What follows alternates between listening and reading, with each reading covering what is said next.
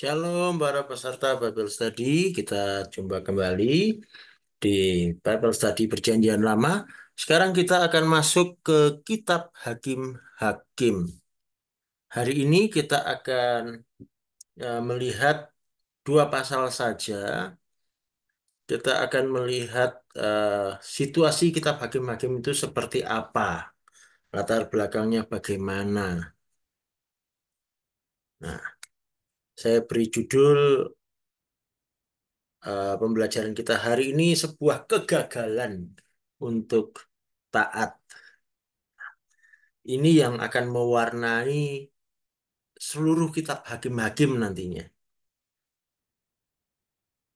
Kalau kita perhatikan, kitab hakim-hakim itu mengisahkan keadaan sejak sesaat setelah kematian Yosua ya. Jadi keadaan Israel setelah Yosua meninggal. Dan kitab ini mengisahkan jatuh bangunnya bangsa Israel dalam mengikuti Tuhan, menaati Tuhan, dan juga mengisahkan para pemimpin yang dibangkitkan Tuhan. Pemimpin-pemimpin itu nanti kita lihat mereka bukan orang yang sempurna, tetapi mereka dipilih Tuhan. Ada yang perilakunya baik, ada juga yang kurang baik. Nah, nanti kita akan pelajari di pertemuan-pertemuan berikut. Nah, kita masuk pada intinya dari Hakim pasal 1 sampai 2. Kita mulai dengan kegagalan yang pertama. Kita akan baca Hakim 1 ayat 27 sampai 36. Suku Manase tidak menghalau penduduk Betsean dan penduduk segala anak kotanya, penduduk tanah dengan segala anak kotanya, penduduk Dor dengan segala anak kotanya, penduduk Yibleam dengan segala anak kotanya, dan penduduk Megido dengan segala anak kotanya, sebab orang Kanaan itu berkeras untuk tetap diam di negeri itu. Setelah orang Israel menjadi kuat, mereka membuat orang Kanaan itu menjadi orang Rodi dan tidak menghalau mereka sama sekali. Suku Efraim pun tidak menghalau orang Kanaan yang diam di Gezer, sehingga orang Kanaan itu tetap diam di tengah-tengah mereka di Gezer. Suku Zebulon tidak menghalau penduduk Kitron dan penduduk Nahalol, sehingga orang Kanaan itu tetap diam di tengah-tengah mereka, walaupun sebagai orang Rodi. Suku Asher tidak menghalau penduduk Ako, penduduk Sidon, serta Ahlab, Akhzib, Helba, Afek, dan Rehob, sehingga orang Asher itu diam di tengah-tengah orang Kanaan, penduduk asli di negeri itu, sebab orang-orang itu tidak dihalaunya. Suku Naftali tidak menghalau penduduk Bet Semes dan penduduk Bet Anat, sehingga mereka diam di tengah-tengah orang Kanaan, penduduk asli di negeri itu. Tetapi penduduk Bet Semes dan Bet Anat itu menjadi orang Rodi bagi mereka.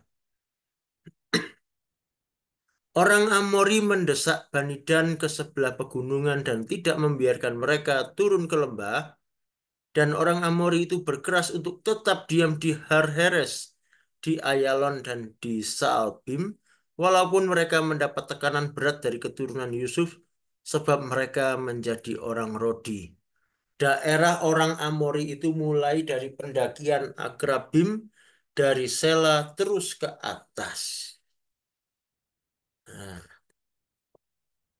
ini kegagalan yang pertama. Apa kegagalannya? Ingat, Tuhan Allah memerintahkan orang Israel untuk menghabiskan semua penduduk Kanaan. Tetapi ternyata tidak dilakukan oleh suku-suku Israel. Ya.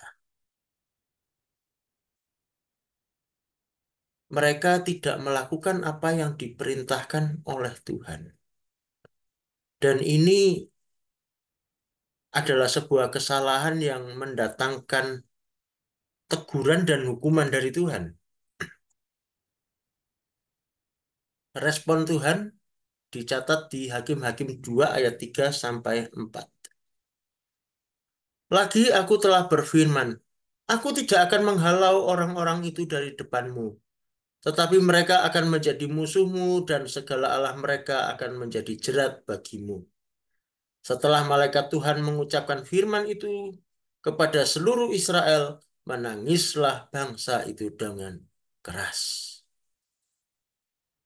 Ingat ya, tadinya Tuhan kan sudah berjanji bahwa orang Israel akan menghabiskan seluruh penduduk Kanaan. Orang Israel akan menang.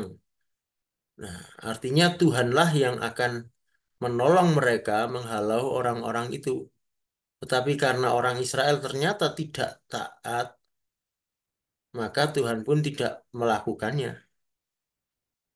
Nah, bahkan Tuhan berkata, mereka akan menjadi musuhnya orang Israel.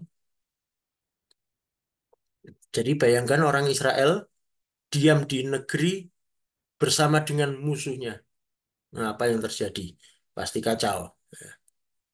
Juga dikatakan oleh Tuhan segala Allah mereka, maksudnya ilah-ilah sembahan penduduk asli Kanaan akan menjadi jerat bagi orang Israel. Nah, ini tentu sesuatu yang berbahaya bagi Israel. Karena itu umat Israel dikatakan menangis karena perkataan firman Tuhan itu. Nah, kalau kita perhatikan dari kisah tadi, orang-orang Israel itu tidak menghalau habis penduduk Kanaan, ada alasannya. Mereka punya alasan, ya. Rata-rata tadi karena wah mereka dikatakan musuhnya itu berkeras, artinya mungkin musuhnya ternyata cukup kuat. Nah, kalau begitu timbul satu pertanyaan, kegagalan Israel itu untuk menyingkirkan penduduk asli Kanaan sebetulnya kesalahan mereka sendiri atau karena kurangnya pertolongan Tuhan? Nah, ini perlu kita pikirkan. Nanti kita bahas di sesi diskusi ya. Boleh diperhatikan ayat di Hakim-Hakim 1 ayat 21 dan juga bandingkan dengan Yosua 15 ayat 63. Nah, dari situ nanti kita mencoba memikirkan ya, sebetulnya ini kesalahannya siapa sih? Salahnya orang Israel apa salahnya Tuhan? Ya, atau salahnya keadaan? Nanti kita bahas ya. Sekarang kita lihat kegagalan kedua. Apa kegagalan keduanya?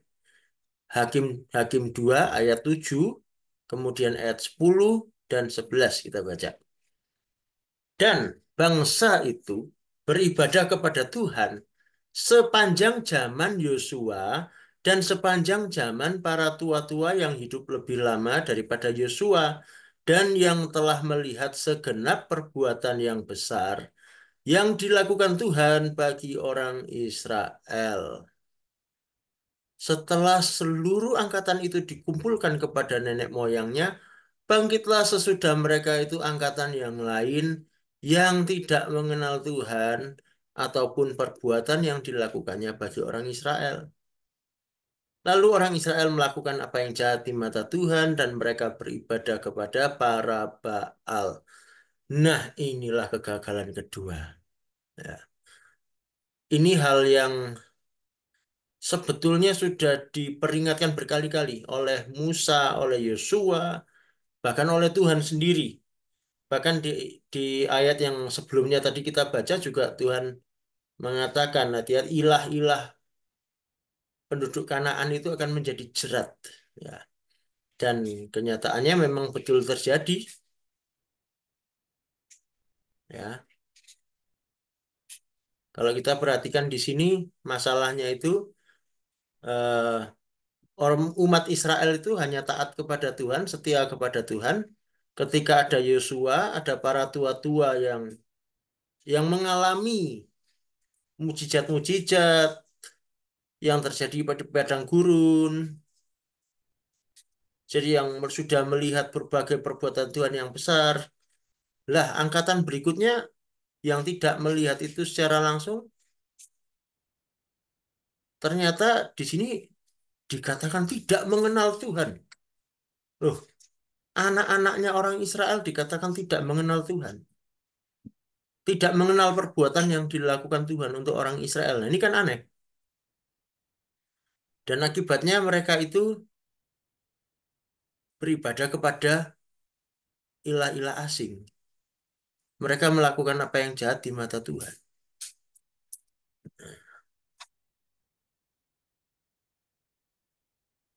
Di sini jadi ada pertanyaan. Nanti kita pikirkan juga, kita akan diskusikan apa penyebab terjadinya kegagalan kedua ini.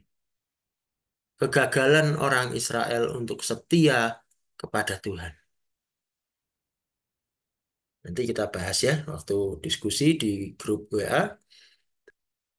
Nah, kegagalan ini ada akibatnya. Kita baca Hakim-Hakim 2 ayat 14 sampai 15.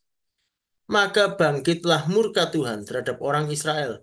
Ia menyerahkan mereka ke dalam tangan perampok dan menjual mereka kepada musuh di sekeliling mereka, sehingga mereka tidak sanggup lagi menghadapi musuh mereka.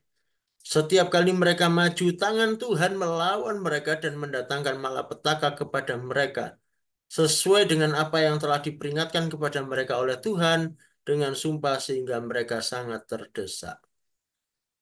Wih, kelihatannya kejem ya. Justru Tuhan memihak musuh mereka. Tetapi itu sudah menjadi bagian dalam perjanjian yang dibuat oleh Tuhan dengan Israel. Jadi nggak bisa protes kepada Tuhan. Memang sudah perjanjiannya begitu. Tuhan sudah memberikan peringatan. Tapi untungnya Tuhan itu penuh belas kasihan. Umat Israel ketika menghadapi malapetaka, wah, mereka teriak-teriak, teriak kepada Tuhan, memohon belas kasihan Tuhan. Nah, kita baca di ayat 16 sampai 7 oh 16 sampai 19 ya. Maka Tuhan membangkitkan hakim-hakim yang menyelamatkan mereka dari tangan perampok itu ya. Jadi ada hakim-hakim, orang-orang yang memimpin yang dibangkitkan oleh Tuhan sendiri untuk menolong orang Israel. Ayat 17. Tetapi juga para hakim itu tidak mereka hiraukan. Karena mereka berjinah dengan mengikuti Allah lain dan sujud menyembah kepadanya. Mereka segera menyimpang dari jalan yang ditempuh oleh nenek moyangnya yang mendengarkan perintah Tuhan. Mereka melakukan yang tidak patut. Setiap kali apabila Tuhan membangkitkan seorang hakim bagi mereka, maka Tuhan menyertai hakim itu dan menyelamatkan mereka dari tangan musuh mereka selama hakim itu hidup. Sebab Tuhan berbelas kasihan mendengar rintihan mereka karena orang-orang yang mendesak dan menindas mereka. Tetapi apabila hakim itu mati, kembalilah mereka berlaku jahat. Lebih jahat dari nenek moyang mereka dengan mengikuti Allah lain, beribadah kepadanya dan sujud menyembah kepadanya. Dalam hal apapun mereka tidak berhenti dengan perbuatan dan kelakuan mereka yang tegar itu. Nah, di sini kita melihat umat Israel itu tidak belajar dari kegagalannya. Mereka terus mengulang kesalahan yang sama, bahkan makin lama makin jahat. Ya, nah, ini adalah sebuah prolog, sebuah pendahuluan. Jadi Hakim-Hakim 2 ini memberikan gambaran suasana di masa hakim-hakim itu seperti apa. Kalau kita nanti baca terus, kita hakim-hakim, kita akan menemui bahwa ternyata di masa hakim-hakim itu orang Israel itu jatuh bangun terus. Ya. Dan karena itu ada banyak gangguan dari bangsa-bangsa penduduk asli Kanaan. Ini musuh-musuh dalam selimut ini. Musuh yang ada di negeri yang sama. Ini kan repot. Ya. Karena itu maka suasananya kacau. Ya. Suasana berantakan. Dan kepemimpinan di Israel saat itu sangat tidak stabil.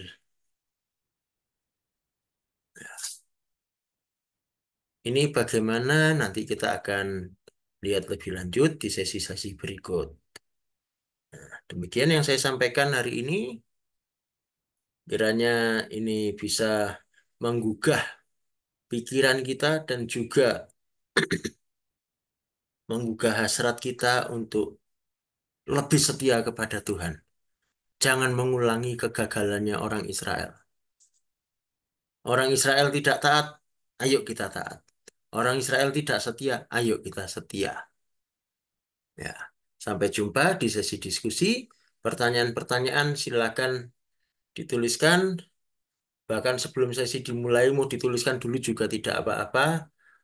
Sehingga bisa segera kita bahas di sesi diskusi. Itu saja, terima kasih. Tuhan Yesus memberkati.